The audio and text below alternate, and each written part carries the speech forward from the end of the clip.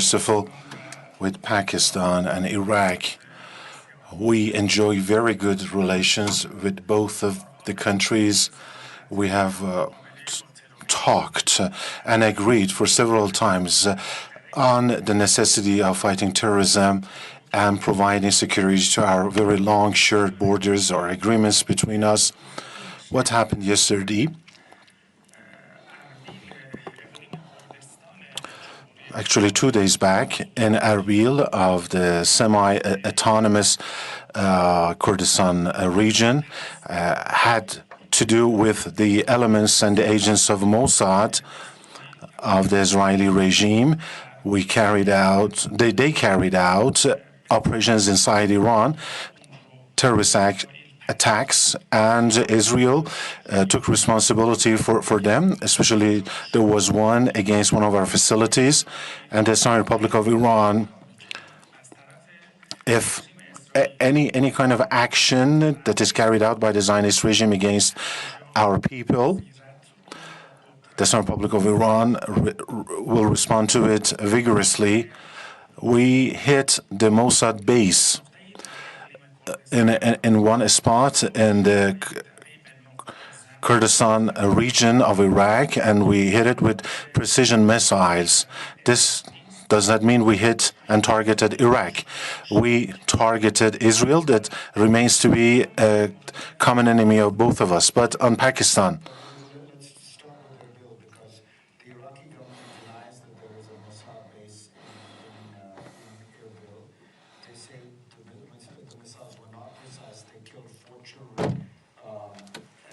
say they were given no notice of it. None of this squares with the idea of good relations with Iraq. This is a country that you have claimed to have very friendly relations with. It seems a hostile act towards a friendly government. That is how Iraq is reading it. We respect the territorial integrity and sovereignty of Iraq.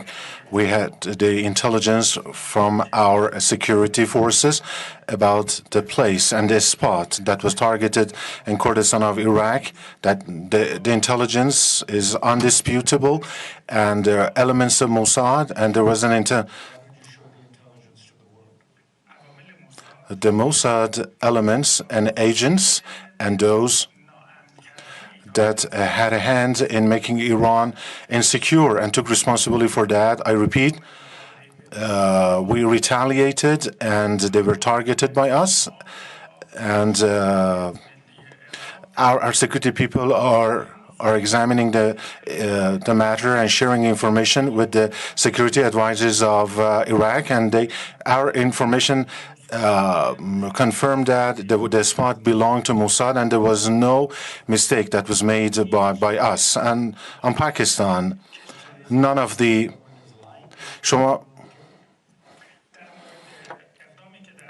about what happened in Iraq. We have a security agreement between us, and according to this, the government and the local people in the Kurdistan of Iraq, according to this, are obligated to provide security to our borders.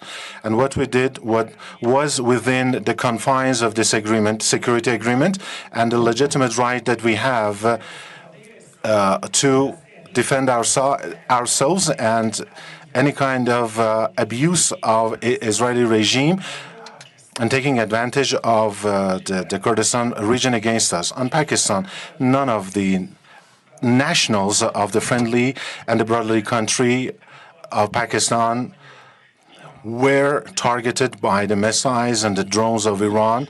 There is this group, so-called Jaish al-Adl, which is an Iranian terrorist group, and they have taken shelter in some parts of the Sistan and Balochistan province of Pakistan. And for several times, we have talked to a lot of officials in Pakistan and the security forces there. They carried out some operations in Iran, especially in the Rosk police station. They killed our security personnel. we responded accordingly. We only targeted Iranian terrorists on the soil of Pakistan. Before this, I talked to my colleague, the Honorable Foreign Minister of Pakistan, and I assured him that we do respect the sovereignty and the territorial integrity of Pakistan, also those of Iraq, but we don't allow our national security to be compromised and to be played with. And we have no reservation, no hesitations when it comes to our national interest and the terrorist groups inside Pakistan and those that are affiliated to Israeli regime in the Kurdistan region of Iraq. What we did was actually in line with the security of Pakistan, Iraq, and the whole region. We believe that the security of Iraq and Pakistan are the security of the Islamic Republic of Iran. Iraqi and Pakistani government both disagree with what you said. Minister, let me ask you, you came on my program and Biana Golodriga, my colleague, interviewed you on October 29th, and she asked you, do you want the war to spread? And you said, no, we do not want the war to spread. We do not want escalation. Since then, Hezbollah has launched attacks against Israel. The Houthis are attacking ships in the Red Sea. You have attacked Iraq. You have attacked Pakistan. It certainly seems like the actions of Iran and its allies do not suggest that you are trying to keep this war from spreading. It seems as though you are encouraging an escalation. I agree with you that in the west of Asia, right now, we are witnessing the enlargement of the crisis and the tensions. But these tensions are not rooted on what happened on 7th of October. Hamas is a Palestinian liberation group that has been fighting against occupation to liberate the occupied territories of Palestine. They carried out an operation. Of course, we never agree with or approve of the killing of women and children anywhere in the world. But I want to tell you that it is not rooted on what happened on 7th of October. It is rooted in 75 years ago when Palestine was occupied by the Israeli regime. From the very beginning of the start of the Israeli genocidal war in Gaza, which followed the 7th of October operation, we gave warnings that if the attacks, the war crimes and genocide against Gaza and the West Bank do not stop, the war will spread out, it will become larger. It doesn't mean that we wanted to play a role in this enlargement. No, it was because we had a proper understanding of the situation and the conditions in the region, and as the result of this, some of those groups that you mentioned, they started to defend Gaza, and the United States made two strategic mistakes. The first one, they threw their weight behind the Israeli regime's war and genocide. And they supported it. It has been unrelenting, and it has continued up to now. The second mistake was that they brought the conflict to the Red Sea and Yemenis. They started this by killing some of the people in Yemeni boats. First, they killed Yemeni people in the boats. And, you know, this maritime security is something that is very important to us, and Yemen also cares about this.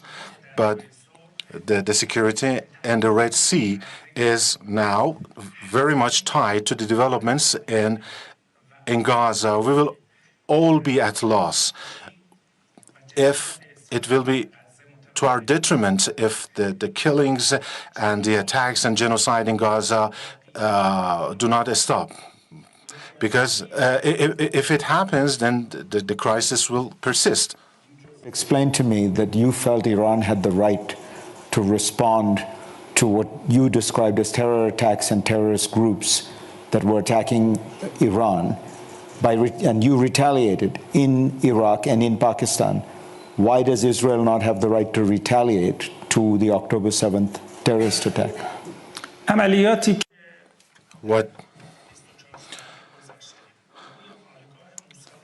What we did against the Mossad base in Kurdistan, and also against Jaish al-Adl, the terrorist group inside Pakistan, they have nothing to do with the situation in Gaza, but the Yemeni front. And the Israelis say they're retaliating against a terror attack on them. We don't consider Hamas a terrorist group. Hamas is a Palestinian liberation movement that has been formed against the Israeli occupation. We cannot erase history. For 75 years, we have had the occupation of Palestine. This is a reality. What about the rights of the Palestine? On innocent women, elderly people, civilians, raped, used rape as an instrument of war. You say you condemn all this, presumably because it is terrorist activity. Doesn't Israel have the right to respond? What about Palestinians? Are they not human beings? What about their rights? Even Israeli regime doesn't even accept the UN resolutions about the restoration of the rights of the Palestinians and the formation of the Palestinian state. They have all been ignored by the Israeli regime. According to the international law, when a war breaks out, there should be two things. One is differentiation and proportionality. The officials of the Israeli regime claimed that on the operation on the 7th of October, 1,200 Israelis were killed. Okay? So there has been this retaliation. They did not differentiate between the civilians and the military.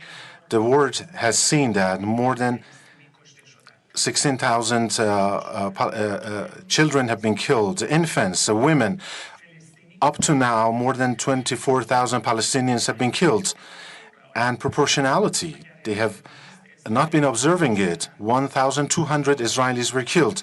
So there has been this retaliatory attack by the Israeli regime. So do you think 24,000, that is 10 times more than the number? So why don't you see it as a terrorist attack? Israel is an apartheid and occupying regime, but Hamas is a liberation movement. I repeat, we don't welcome the killing of women and children anywhere in the world. But the solution is not a military one. They have to respect the rights of the Palestinians. The Red Sea and these ships. Is there a situation in which Iran would get involved and start blocking the shipment of blocking ships in the Straits of Hormuz? First off, we do care about the maritime security and the shipping safety. Our exports, our oil exports are done through by the sea. So the security of the Red Sea and Oman Sea and the Persian Gulf are very, very important to us. We benefit from it. Otherwise, we wouldn't be able to export our oil. Secondly, we have information that these days the Yemenis and the Saudis are nearing a real substantive peace agreement.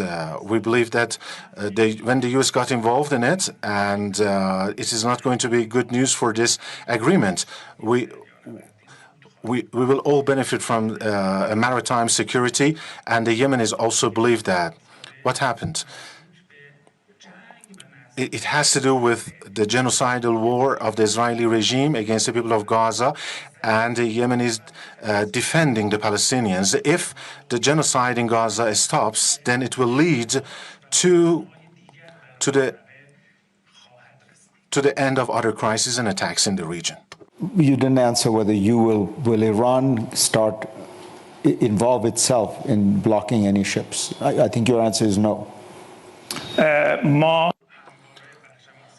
We have always been on the positive side of the developments in the region. You should not forget that in the past years, and in order to fight against ISIS in Iraq and Syria and in the region, some of our best military attachés were killed and martyred. The security of the region is our own security. Do you believe that Hezbollah is going to get more involved in more attacks and counterattacks in Israel? In the last 100 days, I held talks twice with Mr.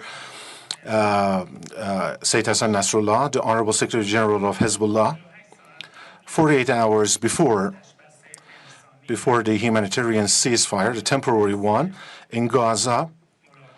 In a meeting with Sayyid Hassan Nasrallah, I asked him, Mr. Secretary General, if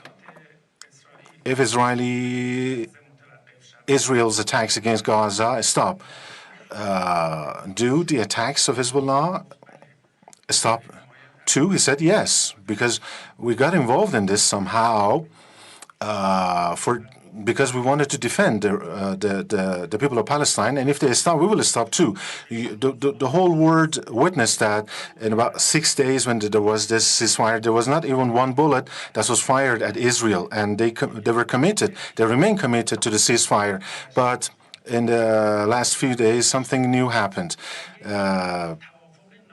Since 2006, there was this unwritten agreement that the capitals in Beirut or Tel Aviv were not targeted. They were not targeting each other. But, Israel in Gaza has no achievement but killing women and children. But Israel brought the war out of Gaza, and they assassinated one of the leaders of Hamas, not in Gaza, but in Beirut. So this has created a new situation. But definitely, if the genocidal war of the Israeli regime comes to a halt, then it can lead to the stop of other crises and attacks in other parts of the region against Israel. But we should not forget that today Lebanon is somehow involved in the war in the Red Sea also. And today,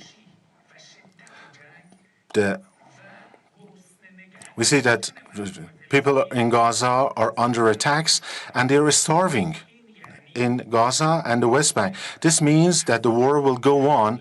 So at any moment, it is possible that the severity and intensity of the war will rise. Netanyahu should understand that war is not the solution, and they are not going to destroy Hamas by continuing the war, and the Israelis prisoners will not be released if they continue the war. The solution is very clear: stopping the war, opening up the humanitarian corridors, and stopping the forced displacement of Palestinians towards the Sinai Peninsula in Egypt, and of course the exchange of prisoners. Today, the United States is more concerned about how they are going to run Gaza after the war, the post-war Gaza.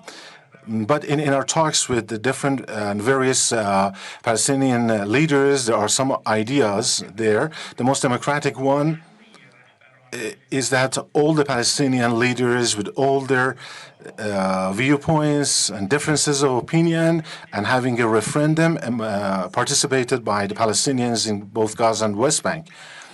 And naturally, the resistance against occupation,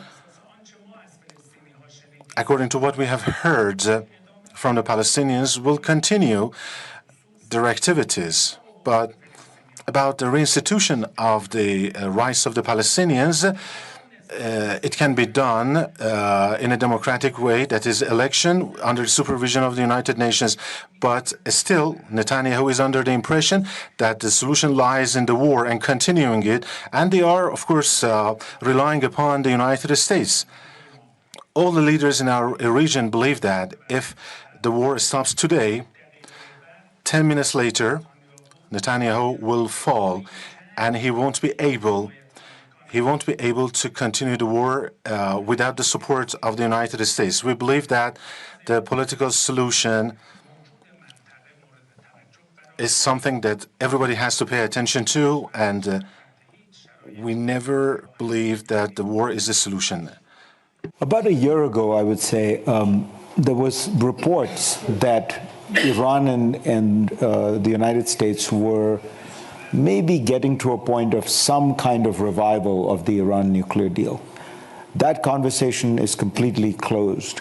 And I wondered whether you had any comment on that. Why was it not possible to revive the Iran nuclear deal from your point of view? You see, in Dr. Raisi's administration, the current administration of the Islamic Republic of Iran, we started talks with the European countries and some indirect talks with the United States. And ultimately, these were met with the initiative that was set forth by the Kingdom of Oman. And there were these indirect talks with the United States, and there were efforts made by the King of Oman, and they all wanted to bring together and closer everybody that is a party to the nuclear deal. We still welcome any kind of endeavor, any kind of initiative, any kind of a step that will help bring back all the parties to JCPOA back to their commitments and obligations. There are still some efforts made, some contacts between Iran and the United States. Therefore, we believe that if the American side has enough will and the required will, then we can achieve the deal. And they're coming up with a lot of excuses. One day they say that we are involved in the Ukrainian war, or that some domestic purposes, pressures we are facing inside the United States. So you are involved in the Ukraine war. You are supplying the Russians with weapons. A very important point you made and touched upon on Ukraine. We have never ever provided any drone, any missile to Russia to be used against Ukraine. Less than 11 months ago, I had an agreement with my counterpart, the Ukrainian foreign minister. I told him, if you claim that Iranian-made drones or weapons are used against you, please give us pieces of evidence. So we agreed that there would be a team comprised of the high-ranking military people from both sides would meet in Oman, in the city of Muscat, the capital of Oman. They discussed the issue for hours. The Ukrainian team did not show any proof, and they said that we will go back to Kiev. We will gather information, proof, evidence, and we will come back in the next round of the meeting.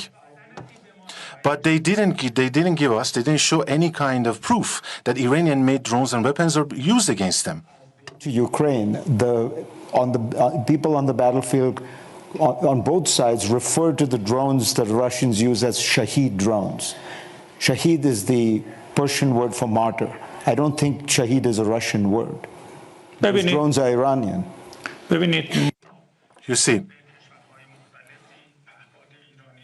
we have sold Iranian drones to different countries in the region within the framework of our defense cooperation.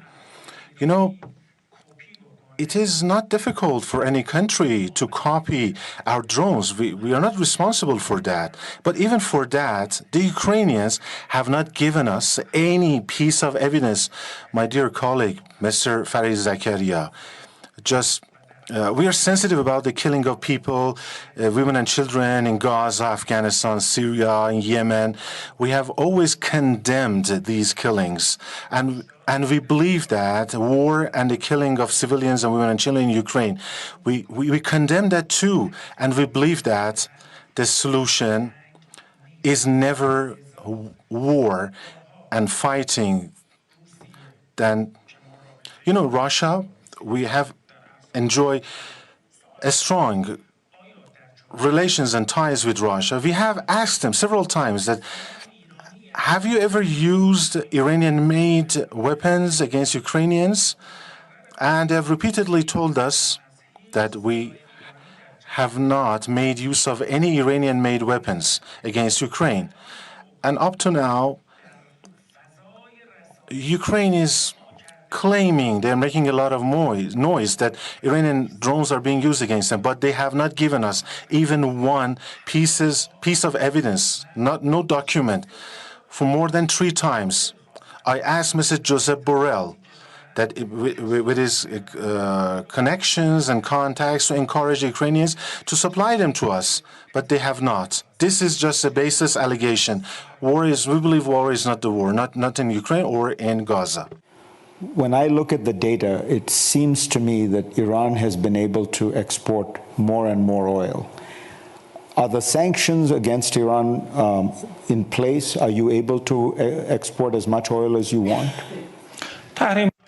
The sanctions imposed on Iran are unilateral, they are illegal, and within the framework of the international law, we consider it our natural right to export our oil and energy. And the United States is not the master or the chieftain of the world to decide about other countries. Those days are over. We defend our rights, and within the framework of the international law, we will continue to do so. The events in Gaza. Many people predicted that the Arab countries that had normalized relations with Israel, the UAE, Morocco, would break relations. That has not happened. In fact, Saudi Arabia has talked about, or at least privately, there are reports, has talked about continuing its objective to normalize relations with Israel. This seems to leave Iran more and more isolated in the region. First of all, we have not recognized Israel. We believe it's just an occupying power, 75 years of occupation. This does not create any right for Israel to exist. Mr. Zakaria, for decades, Algeria was occupied by another country. The long occupation of Algeria came to an end, right? So the countries of the region, in their foreign interactions and decisions, whatever decision they come up with is their own business and their own foreign policy. Isolated, more and more countries are recognizing it. But we are witnessing that some countries that during the time of Trump and under the pressure from him, they normalized ties with Israel. They have not really benefited from this, and they are now facing more problems. Today, Israel is the one that is isolated, never been this isolated. The Islamic Republic of Iran is not isolated. The Islamic Republic of Iran is the right part, is the positive part of the developments in the region, because it's our region, and it is very important to us, the security of the region and the progress in the region. In our administration, we have put very high on our agenda the policy of interacting and cooperating and collaborating with our neighboring countries, with all the countries of the world. Dialogue and the progress with all the parties, including the Western countries. This is something that has come to the attention of our administration. Do you want to see an end to the hostility and conflict with the United States? You still are part of a government that encourages the chant of death to America, calls America the great Satan, and yet you say you want better relations, you want to return to the nuclear deal. How are these things? How can these both be true? There's so much state propaganda designed to maintain the hostility, indeed the rage, against the United States. Firstly, anything that we see that is based on mutual respect by the American administration will be welcomed by us. Mutual respect. If you're respected, we will respect them. Secondly, the problem that is there is that in the year 2015, we reached a deal with the United States. Remember, JCPOA, the nuclear deal. It created commitments and obligations for all the parties. That deal was turned into an official and a recognized resolution in the UN Security Council. But it was the United States that broke the deal, broke the promise. For us, there is no difference between Biden, Obama, and Trump. Deal happened, you guys were still chanting "Death to America." You still had the trampling on American flag. You still had the Great Satan as a slogan. That didn't suggest a desire for better relations. You know,